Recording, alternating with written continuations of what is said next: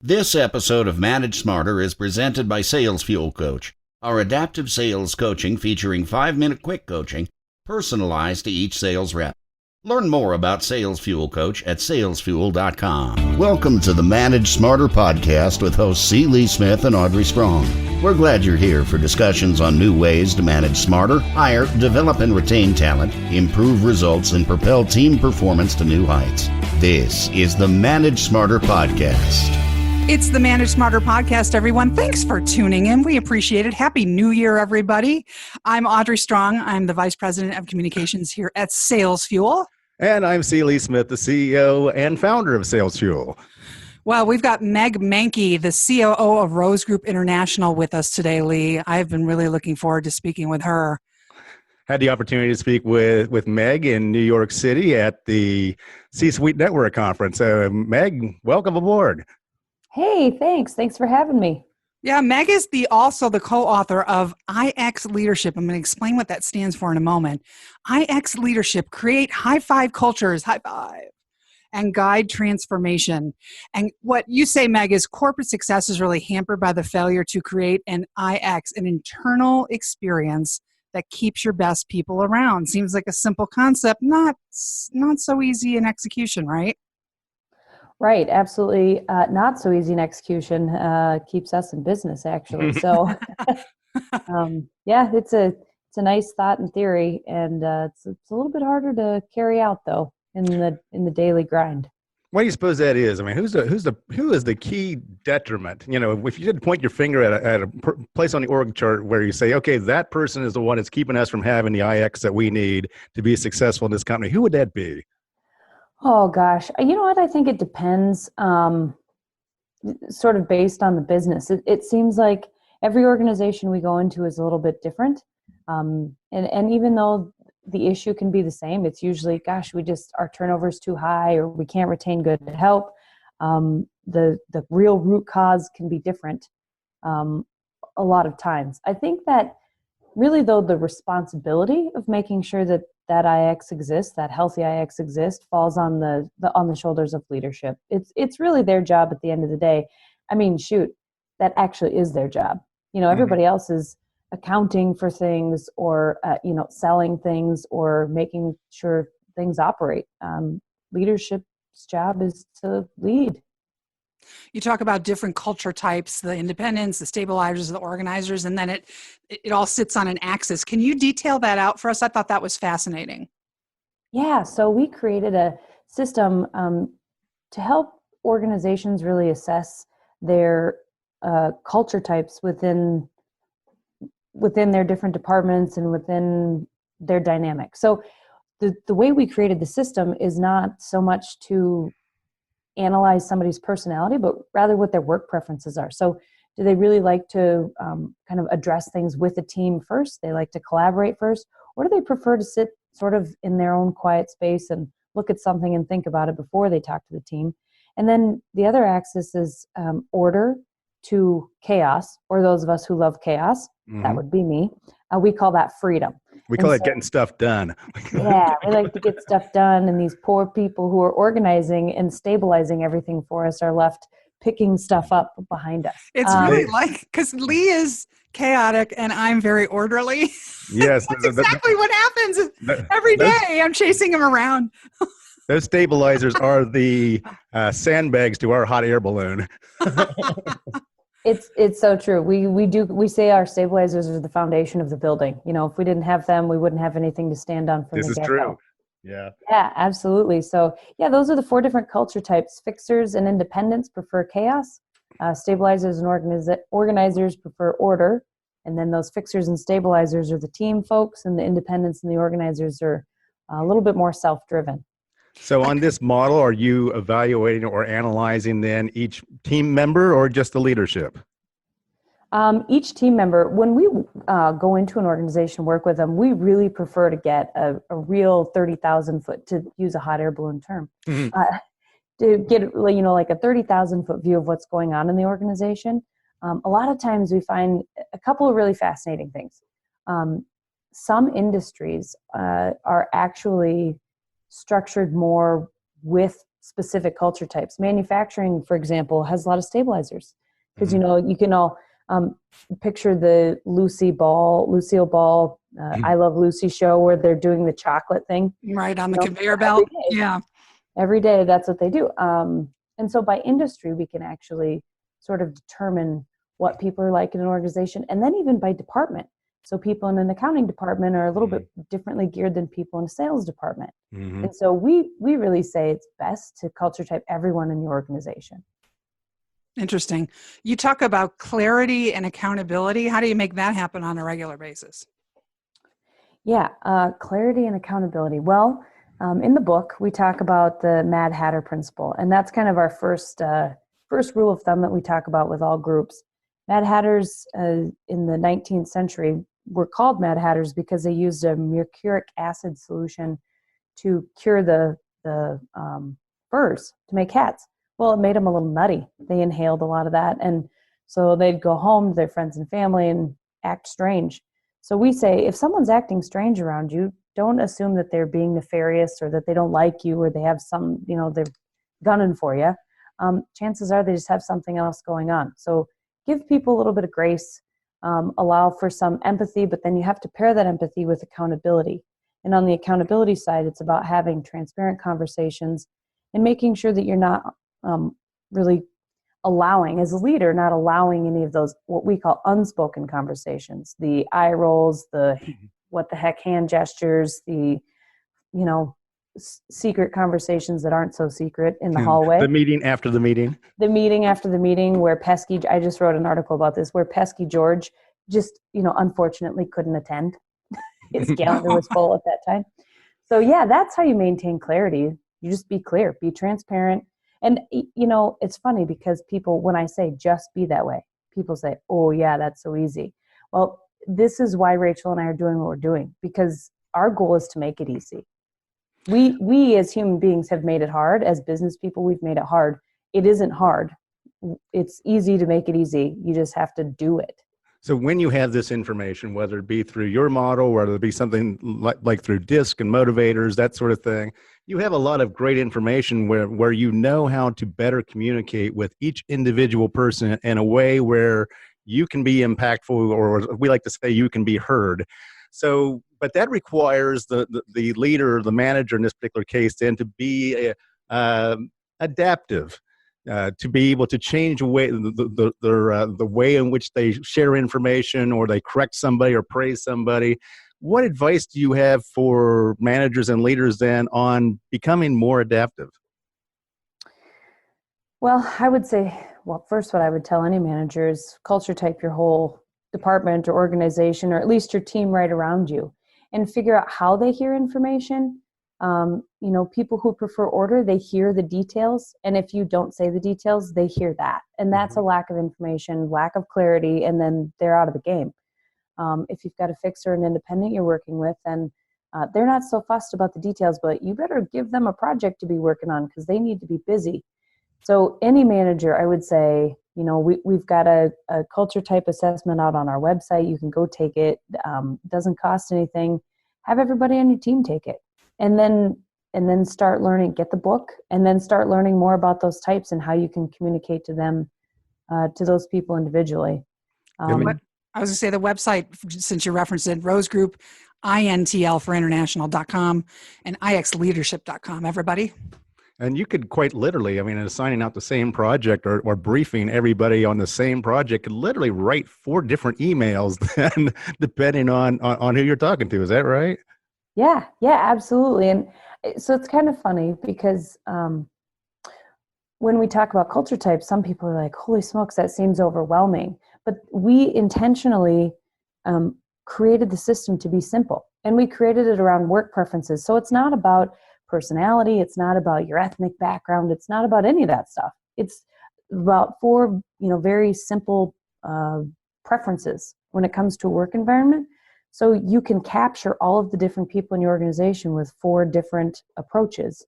And so it's really not too hard. And once you get really good at it and start using the system and the thinking and the language, everybody actually gets along so much better and is more productive that it makes your life easier. How about sales? Could I actually use this then by asking 2 or 3 key questions of a prospect and try to figure out which type they are then and then adapt my sales pitch accordingly to somebody like that? Oh, what a great question. And the answer is yes. We've actually talked to insurance agency networks. We've talked to marketing agency networks and also real estate agents. Because, some people really seem like they're dragging their feet and some people want to buy something yesterday. And so if you know what their preferences are, maybe they want the whole rap sheet on the property and maybe they just want you to tell them what the bottom line price is. How does the system, other than some of the more standard ways, measure the level of engagement going up per team member? We do it usually by measuring what the people in the organization feel is engagement and success. So we start out with a self-assessment, how happy are you assessment, if you will, and then we do it about midway through, and then do it again at the end. Because and that's the tricky thing about the business we're in. There is no we can measure productivity, but the argument, of course, is that there is not a direct correlation or a measurable correlation between happy people and good production. Of course, that's why I those of asked us the who are question. super smart know that that's true. I love it. How about Yeah. motivation? I mean, it's like I kind of feel like it's inherent upon a manager or leader then to actually try to learn as much as you can about each individual employee to be able to motivate them. Some people don't always share that opinion, so I'm kind of wondering which camp you're in. I think I'm a big fan by just knowing your people, or of knowing your people. Walk around by management is kind of or management by walking around, or walking the floor is what we call it. And I think it's really important just to stop in and say hi to people. Not, hi, Audrey, when are you going to have that done? But hi, Audrey, how's your cat? Or I heard your kid had a cold, or how was your vacation to Hawaii? And make it a little bit personal. Business is personal. Mhm. We spend more time with these people than we do our own actual families. So make them feel welcome. That's my rule. And I think that's the best way to motivate people. People are way more likely to be engaged and unify around something and be productive if they feel like somebody gives a crap about what they're doing. For sure. This is kind of a weird question. As usual, it's coming from me, not Lee. I'm not saying a word. I'm curious, don't name names, but are there certain industries that struggle with engagement more than others? That's a good question, Companies actually. that make widgets and have repetitive type jobs have a harder time with this than a company that requires a lot of intellectual power. What are you seeing over the years? I'm just kind of curious. Well, what we see is that the struggle is different. And so for people who are industries that attract more on the self-driven side, so independents and organizers, they have a more identifiable, nobody's talking in this organization, because they actually don't prefer to talk. Now on the other side of the house, you've got your fixers and stabilizers. They love being in teams, but it might be that everybody's hand waving and whiteboarding and having big ideas, but there aren't as many people to action those ideas out. And so it's really what I guess what I see is that there are different challenges in each industry that's driven more by a certain culture type. It's not so much that any of them get on better than the others. And really, if you have a healthy sort of combination of all 4 types is the best. If you have a leader that really knows how to manage it well. What's the most common problem that you see companies have with culture? I would say another way I've been asked this question, and I have probably to preface, a better way. well, I have to preface this because my answer is weird, so I kind of get some strange eyeballs. I've asked, what motivates people, or how does a company really manage culture? And my answer always has been, for many years, accountability. People are tribal. We like to feel like we're cared about. We like to be challenged and feel like we can be successful. And we like to feel like people have our back. And the way to really do that is to have an environment of accountability. Now, that has to be paired with empathy. Again, this is all in the book. But it has to be paired with empathy. So you can't just walk around, being a dictator and saying, you go do this, you go do that. But that's really the thing. People like to feel like they know what they're responsible for. They know what success looks like. And frankly, and unfortunately, but it's true, they want to know what Susie over there is responsible for and what success looks like for her too. So that's I think what actually motivates and engages people the most. And these days they also want to know why. Yeah, absolutely. Yeah. How come I didn't get that, or when am I going to get that? Why are we doing this, and when? What is my role? And it's like, why is it important to the company for us to be doing this? Yeah. I listened to a previous interview with you, and I thought that it was interesting what the host says. Is this the definition of what you consider to be the highest level engagement? I like what he said, and he said it's getting people to work for not just for your company, but for your company's vision. We know the why, we know where we're going, we have the broad context. Is that what the ultimate is under your system? Yes, absolutely. So the analogy I use is usually a sports team. Think about your favorite sports team. Could be hockey, football, netball. That's a new sport that Rachel and I learned about in this last couple of years. Cool. And those fans are crazed. They're wild in the stands. They're waving around the styrofoam hand, and they're crying. Or number 2. Yeah. You never see the number 2 hand. Yeah. That's right. They're crying sad tears when you lose, and they're crying happy tears when you win. And that, if you can emulate that in your own culture and an organization, imagine how exciting it would be every day if everybody felt like, we're winning, or we're losing, we have to do something different. And making sure that everybody feels like they have a part to play. That's the ultimate. And if you take care of that, and that's the whole concept behind IX, if you take care of that, you don't have to worry about the rest of it. You don't have to worry if you're meeting your production numbers, now save some sort of catastrophic environmental event or God knows what, but you don't have to worry about those things. Would another way to phrase it be then, our mission as managers and leaders then is to get our people to work for a purpose, not just a paycheck? Yes, absolutely. I think that's a great way to sum it up. I'm going to steal that, actually. Go right ahead. Just as long as you attribute it to me, that'd be great. Okay, perfect. Yeah, and the sports analogy, I love it. And you haven't seen Lee at a Columbus Blue Jackets game, but he's insane. It doesn't matter what's happening on the ice. He's just out of his mind the entire time.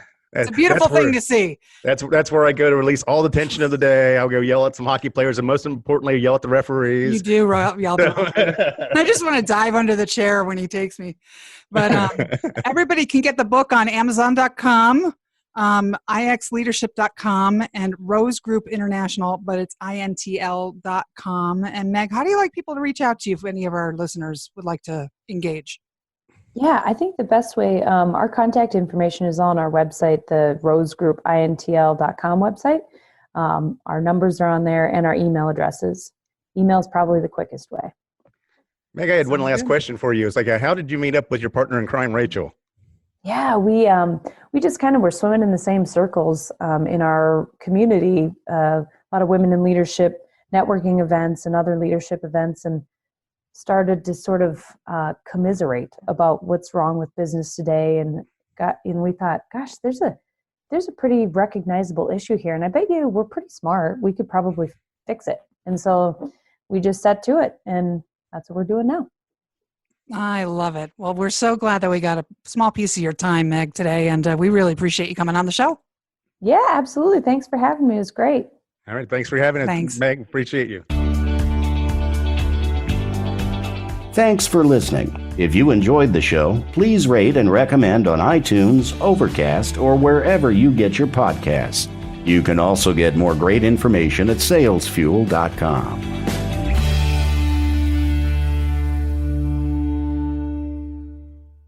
This podcast is a part of the C-Suite Radio Network.